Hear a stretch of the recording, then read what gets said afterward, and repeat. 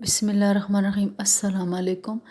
یہ 9 ذی الحجہ سے لے کر 13 ذی الحجہ تک ہم یہ ذکر کریں گے۔ یہ ذکر جو ہے ہر مسلمان مرد عورت بالغ پر سب پر ہر فرض نماز کے بعد ایک مرتبہ بلند آواز میں پڑھنا واجب ہے، اور عورت جو ہے وہ نیچی آواز میں اس کو پڑھے گی تاکہ نامحرم اس کو نہ سنے۔